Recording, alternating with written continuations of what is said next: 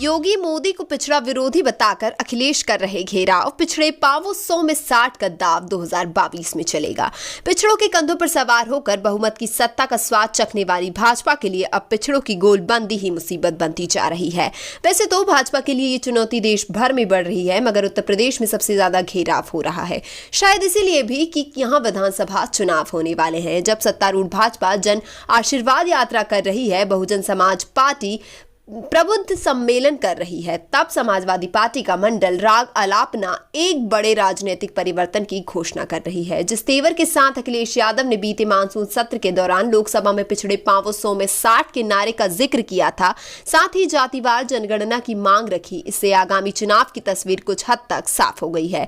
माना जा रहा है कि 2022 के चुनाव में पिछड़ों की भूमिका बड़ी होने वाली है। उत्तर प्रदेश के पिछड़ों को भाजपा के खिलाफ एकजुट करने के लिए अखिलेश यादव के सहयोगी महान दल ने पीलीभीत से शुरुआत की है। जनवादी पार्टी ने बलिया से बिकुल फूका है। साथ ही खुद समाजवादी पार्टी में पिछड़ा वर्ग प्रकोष्ठ के अध्यक्ष राजपाल कश्यप भी अलग अलग विधानसभाओं में सभाएं करके पिछड़ों को एकजुट करने में लगे हैं। महान दल ने ठाना है कि सपा सरकार बनाना है। नारे के साथ महान दल के अध्यक्ष केशव देव मौर्य ने पीलीभीत से जनक्रांति यात्रा शुरुआत की है, जिसमें सपा के प्रदेश अध्यक्ष नरेश उत्तम पटेल शामिल हुए हैं। ये यात्रा बदलाव के दावे के साथ आगे बढ़ रही है। पीलीभीत के निकली ये यात्रा कई जिलों को पार करते हुए इटावा से संपन्न होगी। जब केशव देव मौर्य से पूछा गया कि आपको क्यों लगता है कि भारतीय जनता पार्टी की सरकार में पिछड़ों की उपेक्षा हो रही है, तो केशव देव कहते हैं, पूरे तरीके से पिछड़ों की उपेक्षा हो रही है। उन 70,000 शिक्षक भर्ती एक भी पिछड़े की भर्ती नहीं हुई है। उसके अलावा ऐसी 39 जातियां हैं जिन्हें अगली जातियों से पिछड़े में भर्ती कराया जा रहा है, और उनके साथ साथ कैप नहीं बढ़ाया जा रहा, जनगणना नहीं कराई जा रही है। पिछड़ों की आबादी वैसे ही 60% है, लेकिन बावजूद इसके हमारा आरक्षण कम है और कुर्सी पर उन्हें बिठाया जा रहा है।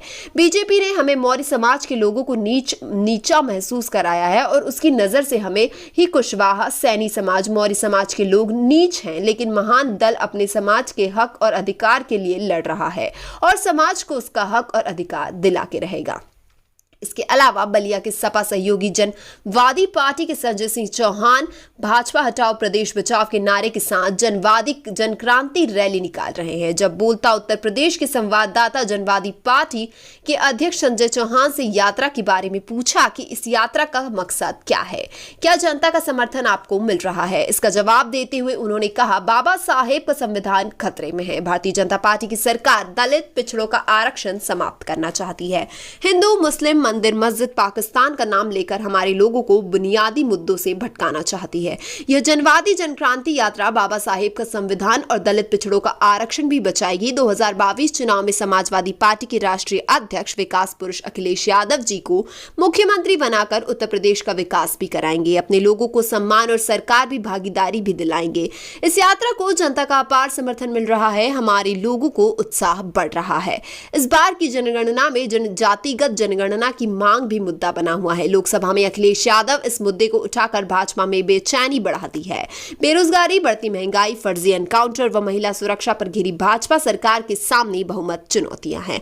हालांकि चुनाव से ठीक पहले पिछड़ों और दलितों को केंद्र में मंत्री बनाकर भाजपा इस मास्टर स्ट्रोक बताते नहीं थकती, लेकिन जनता की नाराजगी कम होने का नाम ही नहीं ले रही है। इनमें कोई दोहराई नहीं है कि इस बड़ी चुनौती से निपटने के लिए अब भाजपा को तमाम नए दांव पेच अपनाने पड़ेंगे।